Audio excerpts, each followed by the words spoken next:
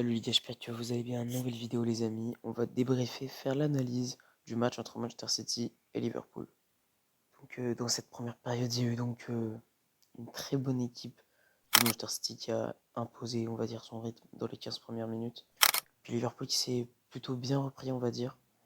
Mais on sent que c'est très compliqué avec les absents comme Konaté, comme Robertson qui est sur le banc, c'est très surprenant. Mais on sent en tout cas pas mal de passivité, on va dire, peut-être sur ce corner, où il faut vraiment être très attentif quand on joue face à des équipes comme Manchester City qui ont Kevin De Bruyne. Voilà, une première période plutôt compliquée pour Liverpool, mais bon, pour Manchester City, ils ont plutôt bien maîtrisé leur sujet, avec un Luis Diaz bien pris sur le côté, sur certaines prises à deux, par Foden et Walker qui prennent très très bien Luis Diaz sur le côté gauche. Darwin Nunez qui tente pas mal d'appels, mais on sent qu'il est un peu perdu dans cette attaque. Et peut-être que, voilà, cette équipe de Liverpool, en première période, peut-être que Nunez était un petit peu perdu, on va dire, à la pointe de cette attaque. Peut-être que Nunez était, ouais, il était plutôt perdu, avec un hors-jeu plutôt flagrant, avec des appels où il y avait peut-être pas la bonne prise d'information. Et donc ce but de Stones qui envoie les Citizens à la mi-temps, qui a donc envoyé les Citizens à la mi-temps de ce match devant, un but 1-0.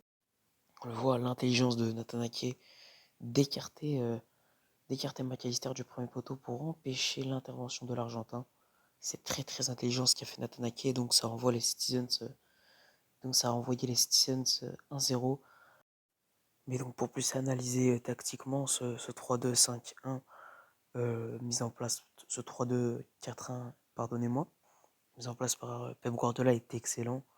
Et Stones qui fait du bien défensivement et donc qui marque aussi ce but. On sent aussi peut-être que tactiquement, Liverpool, peut-être que Liverpool est un peu faible sur corner. En tout cas défensivement, peut-être qu'il aurait fallu qu'un tir en premier poteau. Et quand même, Liverpool a eu de très bonnes occasions lors de ce match, avec peut-être Bradley qui aurait dû frapper quelques fois, et un Kelleher qui est plutôt très rassurant dans la cage de Liverpool. Dans, voilà, en tout cas, Connor Bradley fait un très très très bon match. Et pour Manchester City, c'est plutôt Stones qui fait un excellent match. Et Van Dijk aussi qui bloque extrêmement bien les assauts Citizens. D'ailleurs, il a très très bien contré un contre 1 face à Erling Haaland. Après, bien évidemment, tactiquement, on sait que Jürgen Klopp aime bien tenter des choses. Peut-être que mettre un gaucher à gauche aurait été beaucoup plus judicieux. Peut-être que mettre Robertson qui est gauche à gauche aurait été beaucoup mieux. Parce que c'est vrai que Gomez n'a peut-être pas encore assez d'expérience pour jouer ce genre de match. Mais en tout cas, c'est un excellent joueur, mis à part donc peut-être son erreur sur le but de enfin sur l'attaque de Walker à un moment. John Stones n'a pas fait d'énormes erreurs et donc il n'est pas mauvais. Et donc voilà, hein, lors de cette première période, peut-être qu'il aurait manqué un Salah titulaire pour faire cette différence. Mais en tout cas, lors de cette première période, voilà, hein, c'est tout pour ce que j'ai dit. Hein, Liverpool 4-3-3, plutôt bon, c'est l'habitude hein, de mettre cette équipe-là. Un Szoboszlai qui était très très agressif dans le milieu de terrain. Et un De Bruyne toujours aussi dangereux.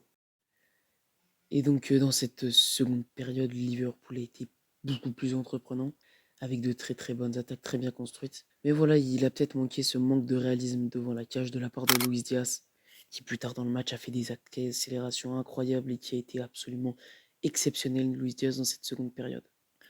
Avec l'entrée en jeu de Jérémy Doku, Manchester City aussi s'est procuré quelques occasions avec ce poteau touché par Jérémy Doku. Et les changements, dont l'entrée en jeu de Mohamed Salah, a été très très bonne. Mohamed Salah a apporté beaucoup plus de dynamisme dans cette équipe de Liverpool. Mais bon, voilà, on n'a pas eu de Erling Haaland, de très bon Erling Haaland ce soir. Aussi parce que Van Dijk l'a très très très très bien tenu au marquage. Et donc, voilà, hein, pour revenir sur ce penalty, donc, Nunez qui passe devant le gardien, Henderson qui lui sort dessus et donc qui se blesse aussi au passage. On sait que Nunez c'est un Uruguayen, les Uruguayens ils vont au contact et lui il n'a pas eu peur d'y aller. Et Henderson et Nunez ça a fait donc un énorme choc. Et derrière McAllister a très très bien transformé ce penalty. C'était donc la dernière danse hein, donc de Jürgen Klopp à domicile face à Manchester City avec Liverpool. C'était un match incroyable, sûrement un des plus beaux cette saison.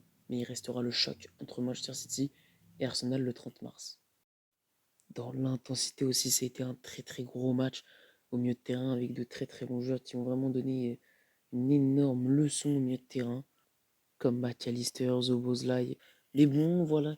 Liverpool, cette année, n'est pas du côté des arbitres, comme on a pu le voir avec Tottenham cette saison et d'autres matchs. Ce pied haut de Jérémy Doku qui lave ses crampons sur McAllister en fin de match. Très clairement, il lui lave les crampons, il lève le pied, il écrase son pied sur le corps à McAllister. C'est incroyable qu'il n'y ait pas eu pénalty sur cette action. Une action extrêmement litigieuse qui n'a donc pas entraîné de pénalty pour cette équipe de Liverpool.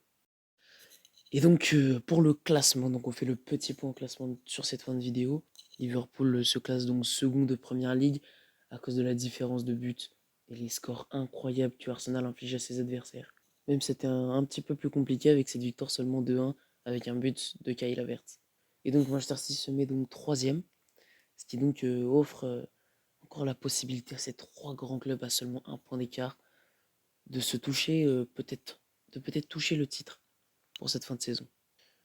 Et donc voilà, comme je dis, on aura le choc entre Arsenal et Manchester City. Si un match nul, ça pourrait être vraiment très très bon pour Liverpool qui pourrait donc peut-être passer premier avec 2 points d'avance.